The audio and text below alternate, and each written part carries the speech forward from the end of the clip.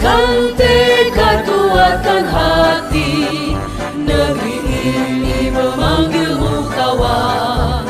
Belajar bergerak berbagi untuk negeri. Guru penggerak majukan pendidikan. Guru penggerak menghamba pada murid. Kreatif rancang pembelajaran. Hargai potensi, tingkatkan prestasi. Lahirkan profil pelajar Pancasila.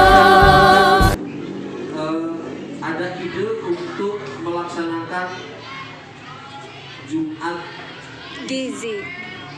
Apa sih Jumat Gizi? Bagaimana implementasinya seperti apa? Jumat Gizi itu Bapak Ibu di hari Jumat minggu tertentu dalam satu bulan. Katakanlah sebulan sekali saja misalnya. Setelah senam, kemudian minggu depannya Jumat bersih, minggu depannya Jumat berkah yang ngasih santunan kemana-mana itu. Kemudian Jumat berikutnya Jumat Gizi.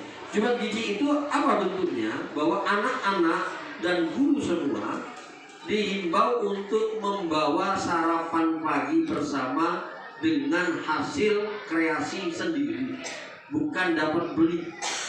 Nah, di hari Jumat pertama itu kita bersama-sama di halaman itu, guru dan murid, kita membaur menjadi satu, makan atau sarapan bareng. Ya. Jangan dilihat bentuk sarapannya. Ikan asin pun sehat kalau itu dinikmati oleh orang yang nggak darah tinggi. Darah tinggi seperti saya malah nggak sehat. Tapi kebersamaannya itu di dalam Jumat Gizi itu diupayakan membaur. Bisa saja nanti kelas 7A membaur dengan kelas 9. Mereka ingin makan bareng-bareng kakaknya di situ dalam bentuk lingkaran. Kemudian kelas yang lain juga membaur. Nah, di situ akan tercipta kedekatan hati, kedekatan batin, kedekatan fisik. Nah, inilah salah satu upaya untuk menciptakan kebersamaan dan kekeluargaan, sehingga hal-hal negatif yang selama ini tumbuh gara-gara daring itu akan sedikit demi sedikit terkikis. Jadi kita tidak bisa sekaligus memaksa anak untuk berubah ke arah yang membaik lagi, kecuali dengan pola-pola yang seperti itu yang harus kita kembangkan. Itu namanya Jumat Gizi. Kali saya minta masukan nanti pendapat dan saran baik langsung maupun terus pada Bapak Ibu. Kalau ini memang baik dan positif, ya tidak ada salahnya kalau mulai sebelum sebelum semester ini ya satu kali dulu lah kita coba untuk dilakukan, kan gitu ya. Kita coba untuk dilakukan. Kayak apa sih rasanya sarapan pagi bareng-bareng? Jadi mungkin nasi juga lah, gula tikar apa dulu nyantai itu kalau dia nggak basah. Kemudian yang kedua ada pentas literasi itu.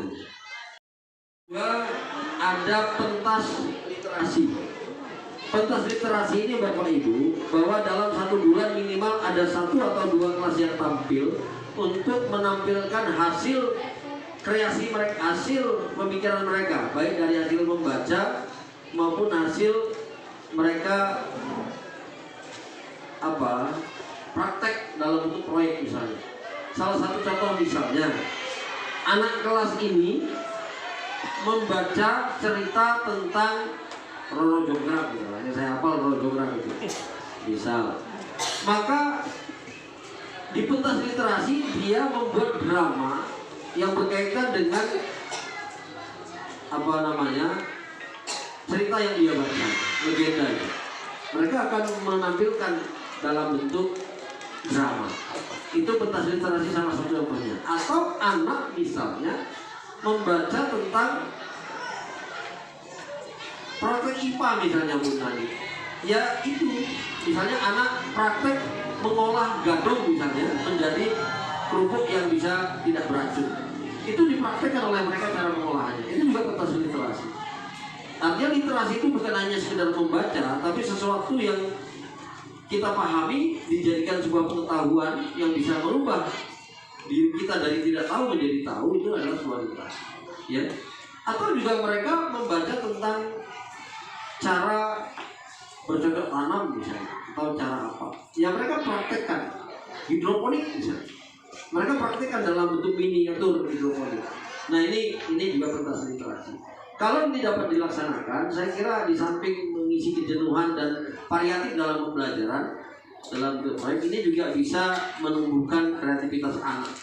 Ya memang tidak akan 100% anak akan mampu diajak ke sana, tetapi setidak-tidaknya akan tumbuh anak-anak pemikir-pemikir yang ada di sekolah kita ini akan muncul ide-ide seperti itu. Kita kalau mengharapkan 100% anak-anak itu tumbuh sama, nggak mungkin terjadi, ya nggak mungkin.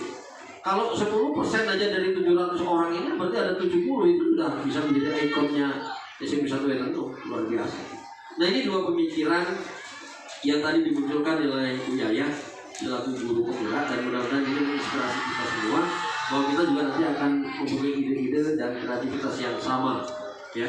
Nanti kita sampaikan, akan kita bahas bagaimana pelaksanaan ini, aksinya kapan, kita jadwalkan waktunya, dan bagaimana nanti keberlanjutannya. Tentu ini tidak bisa spontan Mbak Yaya, karena ini juga akan ada kaitannya dengan jam apel dan sebagainya. Jadi itu Bapak Ibu. Lalu ini sih